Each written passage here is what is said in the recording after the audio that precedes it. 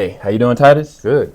Name is Sam Leggett, JVS Media Productions. In January, I was checking out some films at Sundance, and I happened to check out this amazing film called Exhibiting Forgiveness. Never heard of it. And I was like, dog, this is one of the best films at Sundance. Wow. I would love to talk to the person that directed it. And lo and behold, that's you. So that's how that happened. But no, in all full transparency, I think that you were able to pull out some amazing performances from John and Andre. Like, I think that the film, though, is more important than anything else. Because us as a people, we deal with fatherlessness. Yeah. We deal with hopelessness. Yeah. But what does it look like to actually come through that? Yeah. And I think your film, what it does is it breaks down every level of that. And I just want to compliment you on everything you did with that. I appreciate that, man. You know, the film is about hope. Yeah. And I think sometimes folks might see a trailer or something and feel like, oh shoot, this is like it's about gonna be a trauma, trigger, right? But it is actually about generational healing. That's like the fundamental thing that the film is about. So the fact that you picked up on all of that means a lot to me, man. Yeah, no, I'm gonna try to weed through these questions as best I can. I wanted you to kind of break down unwarranted forgiveness. All right, let's take the father in this situation. Yeah. I mean, the first thing you see him in is he's helping somebody, even though he has nothing. Yes. Right? So you already break down us as an audience to know, like, it's not a completely bad person. Right. But what got him to the circumstance that yielded this? Yeah. You know, and it's not even a karma thing. Everybody goes through life, right? Yeah. But there are times where you're trying to deal with unwarranted forgiveness that somebody's done something to you in the past. Yeah. Right? And when you do that, there's a cost. There's an emotional cost to forgiving somebody. But I think the other side of that, if you don't forgive them, there's a mental a burden, a weight that you carry. Right. And then there's a ramifications to what those actions look like. And I think that in this film, there's 3 different sides of that, which is crazy. Can you break down unwarranted forgiveness and the approach of it from an emotional impact of what it costs to do it, but then the weight of what it costs to not do it? Yeah, absolutely. I mean, I think I grew up in a tradition, you know, my family is from the South originally, Mississippi, moved up to Michigan, Bible Belt. My grandmother was in the church, my grandfather was in the church, and even my father was in the church before he slipped off. So there is a particular kind of forgiveness that we are taught. You know, if we think about the story of Jesus, this dude is on the cross dying because these people are trying to kill him, and forgive them for what they have done. Forgive them for what they have done. Now, we can talk about that scripture later and go into the exegesis about it and so on and so forth, but we ain't got time for that. I mean, another video. If y'all want that can be a podcast. We'll leave that on. Go ahead, continue. But the reality as a community, Black folks, we are called to forgive in the moment of atrocity. We have to. When we are suffering at that moment. And you know, Christian A. Smith, a friend of mine and a pastor, says forgiveness requires the renegotiation of boundaries. And let me say that again. Forgiveness requires the renegotiation of boundaries. Now, that is not a thing that I was taught. I was taught the classic forgive and forget. If you really forgive them, then you wouldn't be feeling anything anymore. That's not true. Right. That's not real. And it sends us into this psychological tailspin. Because like, I'm supposed to be forgiven. I'm supposed to have let this go, but I still feel some kind of way about this. Forgiveness, the kind of forgiveness that we're talking about in this film, is a kind of forgiveness that does not require you to re-injure yourself. You can say, I forgive you. That is to say, I'm not carrying this burden anymore and you don't owe me nothing. I'm done with that. Right. But it does not mean that we have to walk off into the sunset together. Yeah, like, you can go that way, I can go this way, and that's okay. I'm just saying to you, I'm not carrying this anymore and you don't owe me. That's what we're talking about in this film. That is not the kind of forgiveness that I grew up with. That's not what I was taught at all. But I think it's absolutely necessary. Yeah, probably shouldn't. I am from the South myself. I'm from North Carolina. I come from a very small town. Definitely. Same exact everything you kind of described. So it's kind of like if something happens within the family, it's like, hey, they did that, but you know, you got to live with them. That's your blood. It's fine. Even if somebody cuts somebody, like, nah, like this is what they did. They paid for it. They did the time, whatever. You have to, you know, let it go. And that's the thing that you're seeing in the film again and again. You have these characters, particularly with the mother, because this was a story of my mother, you know, these extraordinary, kind, compassionate, loving women who are continuing to forgive and forgive and forgive and forgive. And the son is like, Mommy, you can't keep doing this. Right. It makes no sense to me. Yeah. You are in the line of fire and you keep running back into the front of the gun. Yeah. And as a son, the character is just like, I can't, no, right. I refuse. And it's not because he doesn't love her. He loves her more than anything else in the world. It's because he loves her that he doesn't want to see her in this position anymore. Yeah. Have her have to fall in the same way again and again. Yeah, and I mean, there's other levels to that. Again, I wasn't going to approach this that way at all. This was not planned. As the son in a situation like that, you start to develop like, man, what could I have done different? Right. Guilt. Right. You start taking on the guilt from the situation, circumstance. Like maybe if I wasn't here, she wouldn't have to be oppressed like this. Or maybe if I do something better, or I can prove this, maybe it'll be a lax. And truth be told, like a lot of the flashback scenes you see, like he's trying to respect his dad and earn what he's doing, even in the midst of his own heartache, right? And I think the hard part about it is dealing with the fact that, one, not only you noticing the mother's suffering, but he's also dealing with it. Yeah. And what is the long-term effects for him? So it's like this little bit of anger and trepidation with the mom for not letting herself out of it. But then I'm in it by association. Because as a son, you know from a really early age, especially if your father is not in the house, I'm supposed to protect my mother, right? If somebody walk up on my mother, no matter how old I am, like I'm a step in front, right? That's your responsibility as a son, especially if the oldest son like I am, right? We know this from the beginning. So when you see your mother suffering at the hands of another man, you feel like, damn, if I was a little bit bigger, if I was a little bit taller, like I could do something about this, right? And you carry that and you will carry it again and again. And that is the kind of thing that becomes a piece of the generational trauma. And so the film itself is really about that generational healing and this one character and what he did to get to that space of healing. He had to deal with all of that. And fortunately for this character, he had that space of his artwork to be able to process it. And that's my story. I think I would be in a very different place in my life if I didn't have my artistic practice. If I couldn't like ingest all of the things, all of the challenges that I'm dealing with, and then digest that stuff out through the artwork, I don't know where I'd be. I don't know who I would be. That's a great segue because it goes into my next question. So one of the things with Terrell as a character is that there's this interesting balance where, you know, a lot of the trauma and the things he's gone through are expressed out in his art. Some of his best art he's made is like, it's all right. Because for him, it's a challenge. Like he did it because he needed to get something out.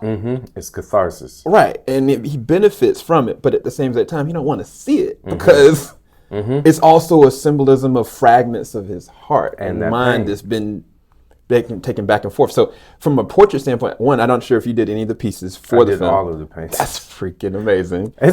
Can I just state this for the record? Because I'm realizing people don't know this. Hey, y'all. My name is TITUS KAPHAR. I'm not actually a director. I'm actually a painter. I make paintings. If you Google me, you are not going to find any movies because I've only done one feature film. I make paintings. Check me out. Okay, now. Shameless plug. Because I was like, I know for a fact, I was like, this man is the artist first. That's what I was wondering, I was like, because some of these things felt so personal. Because the thing about it, like each one of the portraits were different segments of his life. Yeah. But it's like as we're moving through the film, it's like there's veils being pulled back because he's having to confront those. It's different when it's something like laid up somewhere else, like in DC National Portrait Location or something like that. But when it's in front of you, it hits different. And so he's dealing with the fact that his dad's back in his life while also trying to move forward with his art. So it's like he's not hitting a roadblock. He's got everything he needs to push it. But now he's got to face it. So I want you to talk towards the portraits and your approach to storytelling aspect. As I said, I'm a painter. I've been painting for over 20 years now. I went to Yale for graduate school to paint, got out, did the Studio Museum of Harlem. That's what I do, right? I have always used my personal narrative in my work. because my work for me has always been about me trying to figure out stuff. The truth is, I'm not trying to teach you anything when I'm making stuff. I'm trying to figure out what's going on in my own head. I'm trying to make myself a better person in the world.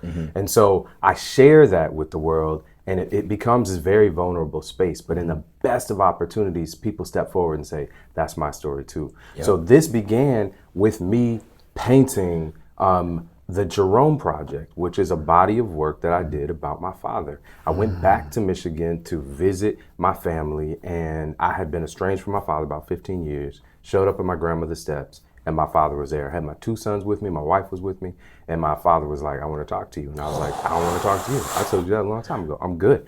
So I walk into my maternal grandmother's house thinking, all right, he's going to be outside, but he follows me into the house. And I was like, I don't know what you're doing. We're not having this conversation right now. They don't know who you are. This is not how they're going to be introduced. But my grandmother said, baby, you need to talk to him. So I don't know about you and your grandmother, but when my grandmother says something, that's respect. You get hit upside the head. Yeah, exactly. You're gonna get a shoe. I wish you would. Go out and get a branch real quick. Yeah, go get a switch. We still got that trauma coming back. So I was like, okay, grandma said I got to do this, so let me do this. So I picked up my camera and was like, okay, if you want to talk to me, then we have to let you account for the things you've done. There's a lot that you have to account for. He said, okay, be at my house in 15 minutes. And I was like, damn, okay, that did not work. I filmed him, and that's the scene that's in the basement. But my point is, when I got back from Michigan, I had this footage on my camera, and I started painting from the footage. I took the images in the camera, and I started painting. And then I Googled my father, because that's what you do, and I found 97 other black men with exactly the same name as my father, and all of their mugshots. And that threw me, because what I realized in that moment was, okay, this situation is not just about my father. This situation is about a drug epidemic in our community. This situation is about over-policing in our community. And although he has to take responsibility for what he did, there is a systematic challenge that he is not going to be able to overcome on his own. So I just continued making these paintings, and that was my entry into this, was these paintings. It grew from there. Again, I had the little documentary, but didn't know what to do with it, because I felt like it did a really good job of telling us where we were, but not how we got there. And the film itself, Exhibiting Forgiveness, this version of it, gives us both of those things. That's amazing, man. All right, so moving forward, working with Andre, working with John, working with Aunjanue, Andra, you've got not just some heavyweights, you got people that connect with an audience in ways that a lot of modern day actors cannot do. They lock in. So working with them, how was that? One, them breaking down their characters on an emotional level, because they have to be completely unguarded, right? Even if they connect, like just right now, this interview is, I'm unguarded talking to you. What were some of those challenges, but then what was the benefit that came coming from it? We trusted each other, man. Aunjanue can be doing whatever she wants to be doing. Andra can be doing whatever she wants to do. Andre can be doing. These people are extraordinary. They don't need to be messing with some random painter who decides he wants to make a movie one day.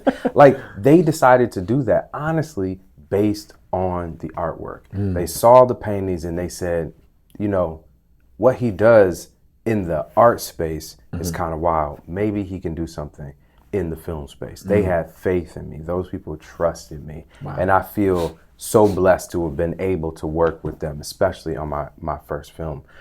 So one of my directors, Derek C. in France, gave me a piece of advice during casting that I took. He said, choose people that you trust as you're casting. Choose people that you trust.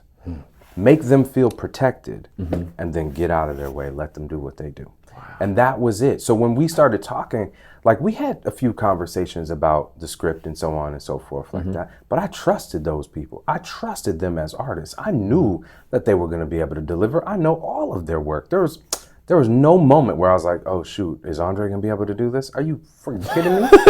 I've seen Andre on the stage. I've seen Andre on the screen. I know that Andre can pull off whatever you put in front compliments everybody that he's in front of. Which is crazy. Andre is one of the most generous scene partners you have ever met. When he is in front of you, he makes you better. Yep. Like he elevates it. That is the thing that even when he is not on screen, it's not his shot. He is still connected to you. He's still engaged. If we are having a conversation and I got to shoot over here because this is your shot, Andre is still there and he's still pulling stuff out of you. That was the most powerful thing about watching him at play.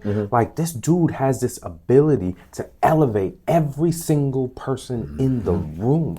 It's powerful. And then on top of it, there's nobody more humble. Right. You'll run into him, you'll see him, and he's like, you know, so kind, so how you doing, whatever. Yeah.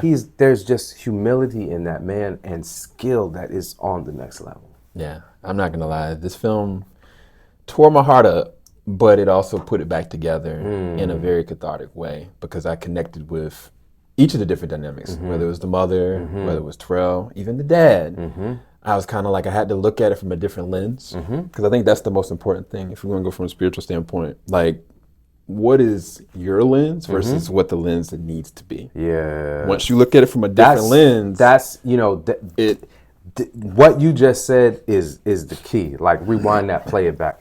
Like the reason that's key is because that was the discovery for me. When I started this project, it was really easy to make my father the villain of my narrative. right.